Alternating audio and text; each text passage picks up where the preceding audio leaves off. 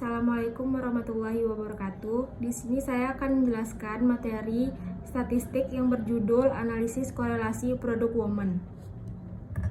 Ini saya akan memperkenalkan anggota kelompok saya dengan saya sendiri, yaitu Syahwadrani Susilo dengan INPM 228110212 yang akan menjelaskan materi ini dan dengan rekan saya. Saya Rizny Juwita Maharani dengan NPM 22811151.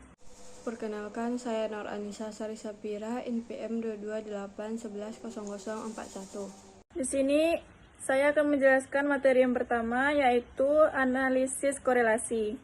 Analisis korelasi atau hubungan adalah suatu bentuk analisis data dalam penelitian yang bertujuan untuk mengetahui kekuatan atau bentuk arah hubungan di antara dua variabel dan besarnya pengaruh yang disebabkan oleh variabel yang satu atau variabel bebas terhadap variabel lainnya atau variabel terikat. Dalam menganalisis hubungan terhadap variabel-variabel terdapat bentuk hubungan, yaitu yang pertama hubungan simetris. Ialah hubungan yang menyatakan sifat kebersamaan antara dua variabel atau lebih, tetapi tidak menunjukkan sebab akibat atau saling memengaruhi. Contohnya hubungan antara berpakaian mahal dengan penampilan. Yang kedua, hubungan kausal. Ialah hubungan antara dua variabel atau lebih yang bersifat memengaruhi antara variabel yang satu atau variabel bebas terhadap variabel lain atau variabel tidak bebas. Contohnya hubungan tingkat pendidikan dengan kemampuan kerja seseorang. Variabel bebas X tingkat pendidikan yang memengaruhi, variabel tak bebas Y kemampuan kerja yang dipengaruhi. Yang ketiga, hubungan interaktif timbal balik. Ialah hubungan antara dua variabel atau lebih yang bersifat saling memengaruhi, di mana kedudukan variabel X dan Y dapat saling bergantian. Contohnya hubungan antara motivasi kerja dengan prestasi tenaga kerja. Variabel bebas X yaitu motivasi kerja yang memengaruhi, variabel tak bebas Y prestasi kerja yang dipengaruhi. Kedudukan variabel dapat bergantian. Variabel bebas X yaitu motivasi kerja yang dipengaruhi, yang variabel tak bebas Y prestasi kerja yang memengaruhi. Ada teknik statistik. Ada beberapa teknik statistik yang dapat digunakan untuk menganalisis hubungan, tergantung dari jenis data yang digunakan. Teknik statistik tersebut antara lain, yang pertama koefisien korelasi Pearson, yang kedua koefisien korelasi Spearman, yang ketiga koefisien korelasi gamma, yang keempat koefisien korelasi Jaspers, yang berikutnya koefisien korelasi eta, koefisien korelasi theta, koefisien korelasi lambda, dan terakhir koefisien korelasi kontingensi. Saya akan menjelaskan materi yang kedua, yaitu korelasi produk momen. Korelasi produk momen ini digunakan untuk mencari hubungan antara variabel X dan variabel Y. Teknik ini yaitu sebuah teknik statistik parametrik yang menggunakan data interval dan rasio dengan syarat tertentu. Sebagai contohnya, ketika data dipilih secara random, kemudian datanya berdistribusi normal, berpola linear, dan ketika dihubungkan mempunyai pasangan yang sama sesuai dengan subjek yang sama, maka jika semua syarat tersebut terpenuhi, maka korelasi ini bisa digunakan. Dan sebaliknya, jika salah satu syaratnya tidak terpenuhi, maka korelasi ini tidak bisa dilakukan. Korelasi produk momen ini dilambangkan dengan R, dengan ketentuan bahwa nilai R lebih dari harga. Apabila nilai R sama dengan min 1, maka korelasinya negatif.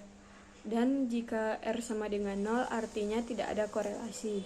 Dan jika R sama dengan 1, maka korelasi RXY-nya sangat kuat.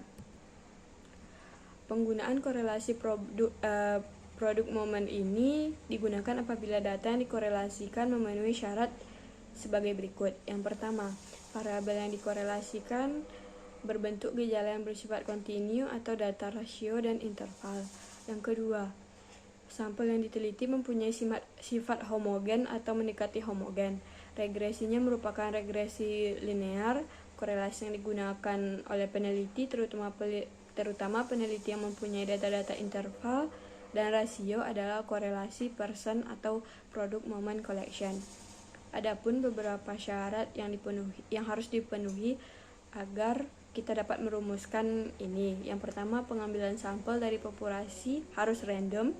Yang kedua, data yang dicari korelasinya harus berskala, interval, atau rasio. Yang ketiga, variasi skor kedua variabel yang akan dicari korelasinya harus sama. Yang keempat, distribusi skor variabel yang dicari korelasinya hendaknya merupakan distribusi unimodal. Yang kelima, hubungan antara variabel X dan Y-nya hendaknya linear.